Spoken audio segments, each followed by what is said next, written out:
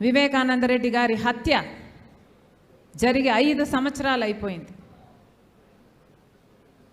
క్రూరాతి క్రూరంగా ఆయన ఒంటి మీద ఎన్ని గొడ్డలు వేట్లున్నాయో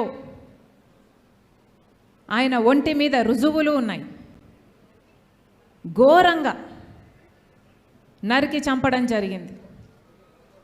సమాజంలో పెద్ద మనిషి, సమాజంలో మంచి మనిషి డాక్టర్ వైఎస్ రాజశేఖర్ రెడ్డి గారి ఎంతగానో ప్రేమించిన తమ్ముడు. అలాంటి ఆయన విషయంలోనే 5 సంవత్సరాలు గడిచినా కూడా న్యాయం జరగలేదు. ఈ రోజుటి వరకు కూడా హత్య చేసిన వాళ్లకు శిక్ష పడలేదు. ఇక అంతటి మనిషికి కూడా న్యాయం జరగకపోతే, హంతకులకు శిక్ష పడకపోతే ఇక సమాజంలో సామాన్యుల పరిస్థితి ఏమిటి?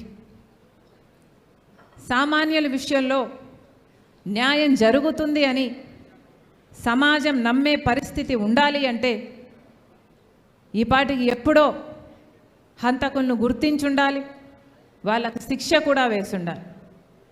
కానీ 5 సంవత్సరాలు గడిచినా కూడా ఈ రోజుటి వరకు కూడా హంతకులకు శిక్ష పడనే లేదు.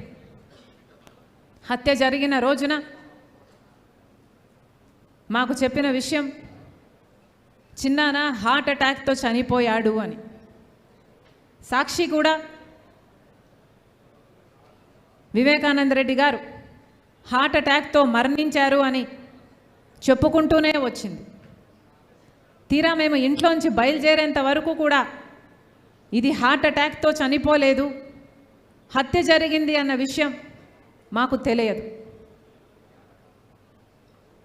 వచ్చి చూసిన తర్వాత కానీ ఇంత ఘోరంగా చిన్నాన్నను హత్య చేశారు అన్న విషయం మాకు తెలియదు. ఆ రోజు హత్య జరిగిన రోజు హత్య పలాని వాళ్ళు చేశారని కానీ, పలాని వాళ్ళు చేయించారు అన్న కానీ ఈ విషయాలు ఏవీ తెలిసే పరిస్థితి లేదు. కానీ ఈ రోజున హత్య చేసింది ఎవరో కాదు, బంధువులే అని అన్ని సాక్ష్యాలు వేలెత్తి చూపుతున్నాయి. గూగుల్ మ్యాప్స్ అయితేనేమి, కాల్ రికార్డ్స్ అయితేనేమి, వాంగ్మూలాలు అయితేనేమి, ఇవన్నీ హత్య చేసిన వాళ్ళు వీళ్ళు అని వేలెత్తి చూపుతున్నా ఈ రోజుటి వరకు కూడా హత్య చేసిన వాళ్లకు, హత్య చేయించిన వాళ్లకు శిక్ష పడలేదు, కేసుకు కొలిక్కి రాలేదు, కేసు అసలు ముందడుగు వేయలేదు.